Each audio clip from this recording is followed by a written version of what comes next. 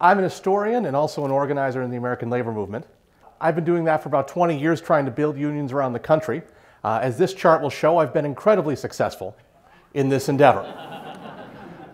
But when we do it right, what we do well is we build community.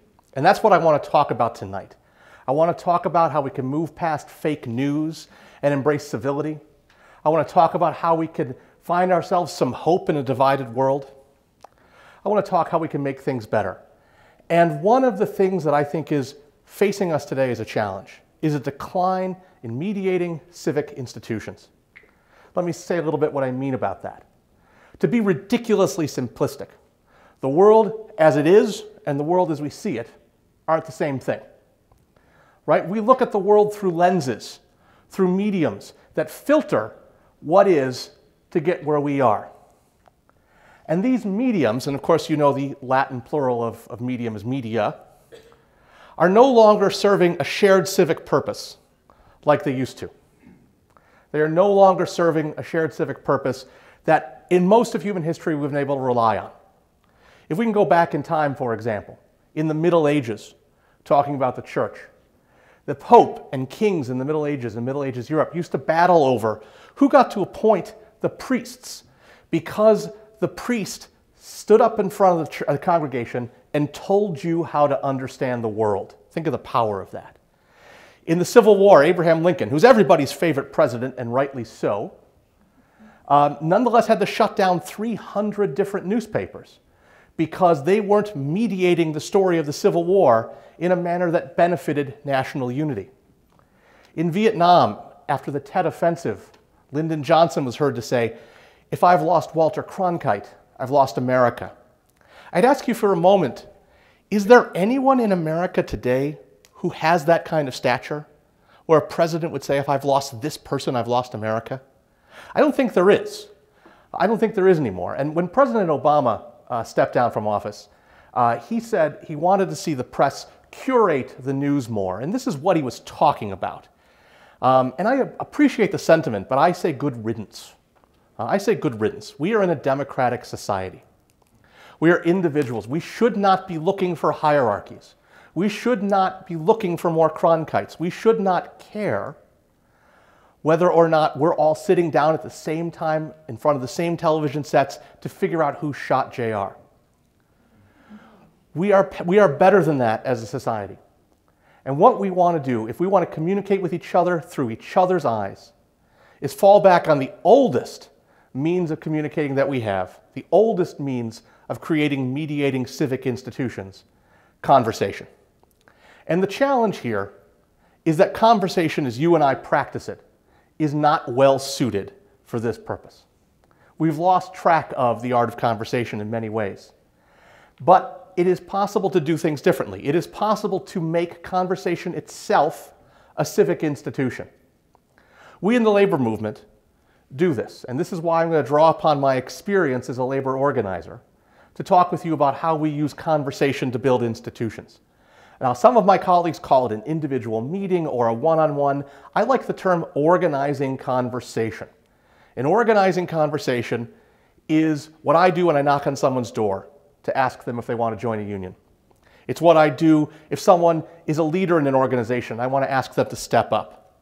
It's what I do when someone's having trouble and I need to sit down and figure out what's going on with them. The American labor movement, as an institution, is built on a foundation and maintained on a foundation of millions and millions of individual organizing conversations. So let me talk a little bit about how a labor movement's organizing conversation is different from the way you and I think about regular conversation. First, it's public.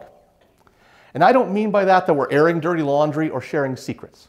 But what I mean is we're seeking a public relationship with people. We're seeking a public relationship with people, inviting them into civil society through the medium of conversation. A second element of an organizing conversation is that it's intentional. We go into a conversation knowing what we're going to say, to whom we're going to say it, where and when we're going to say it, and what our goals are. We don't do that a lot with conversation. We do it in writing, we do it with speeches, and we do it in conversations where there's a power dynamic, right? If you're going to ask your boss for a raise, you plan that out. When I asked my wife to marry me, I planned that out. But when there's not a power dynamic, when there's not an urgency of personal gain, we often aren't intentional in having conversations.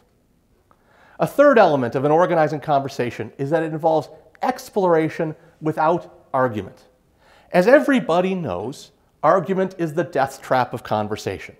You all have been in that place where you have started an argument and you know, even if you're 100% right and they're 100% wrong, they're never going to say it. And if you're 100% wrong and they're 100% right, you're never going to say it because you get your back up. And once you get your back up and once you stop engaging and stop listening, you're not going anywhere. So how do we thread the needle of having a purposeful conversation that does something to engage people without getting stuck into an argument? What we do, what we teach as organizers, is identifying people's self-interest. Now, don't mistake this for selfishness or self-centeredness. Those are two very different things. Self-interest is a natural state of being. We all have it. It's an answer to the question, what makes you you? What makes you tick? That's the answer to your self-interest. When you talk to someone, you ask them what they do for a living, you might ask them, well, why'd you get into that? And they'll answer the question. In the labor movement, we ask a step deeper. In an organizing conversation, we ask a step deeper. What makes you the kind of person? Who did that? Now that's a transgressive question, right? It pushes someone to answer more than they might want to. It pushes them a little deeper. But that's what we need to do to have engagement in this society. We need to have engagement that goes deeper. Right now, the mediators that we have in our society are mostly manifestations of our self-interest, but don't dig into it. We may find a Facebook meme that we really think is funny, and it may speak to our self-interest, but in no way tries to address how we got that self-interest or where that came from. And so we ask questions along the lines of, how did you get to be the way you got to be? What are you the kind of person who does that? That's how we build deep conversations in self-interest in the American labor movement. The way I know I've really gotten through to somebody is when they say to me, no one's ever asked me that before. Because once you get to that point, then that person starts thinking, and then that conversation stops being a tactic, and it becomes something that has institutional heft. Because at that moment, a conversation becomes mediating. And once it starts mediating, people start to think, they start to examine, they start to deliberate. Now, the Center for Deliberative Democracy in Stanford, at Stanford University, has been working on this for 20 years. And I'm going to give a really brief example of what they do. What they do is they'll take a group of people, and the first half they'll call on the phone and ask a polling question on a public policy issue, just like any other poll that you get. The other half they'll invite to a weekend forum where they'll listen to experts, they'll talk to each other, they'll read written materials, they will deliberate. Every time they do this, every time the Center for Deliberative Democracy runs this experiment, people end up seeing the world on shared terms. In 2007, they did an experiment in Texas, where they wanted to know people's responsiveness to whether or not they would pay more on their energy bill for wind and solar energy. So the people that they just called on the phone and asked, 52% said they would pay more on their electric bill for wind and solar energy. But the group that they put in a forum, when they deliberated with each other, 84%. This is Texas. We call oil Texas tea, right? This is what we think of when we think of Texas. And yet, when they had a chance to shed themselves of the inhibiting mediators that told them, if you're for it, I have to be against it, when they allowed their own rational minds to make the decision, they saw the world in shared terms. And this is the final piece of what makes an organizing conversation important. A deep and abiding faith in the basic decency, rationality, honesty, and humanity of all people. You've probably guessed which side of the political spectrum I'm on. Many people on my side of the political spectrum like to think that people on the other side must be stupid or must be conned in some way. There's a whole book, What's the Matter with Kansas by Thomas Frank, which has as its premise that people on the other side of the political aisle The white working class have been hoodwinked, and they don't know what their own self-interests are. Think of the condescension that's in that concept. Think of the condescension behind saying, how can they think that?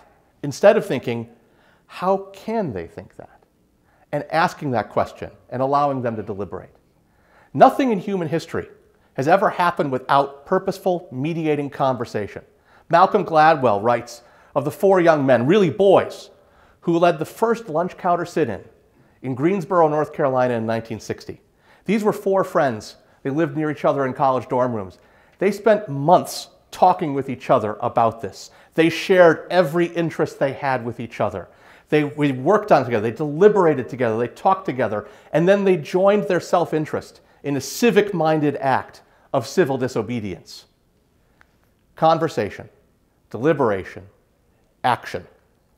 Idle chit-chat isn't going to change the world, but a purposeful organizing conversation can move people to see their own best selves.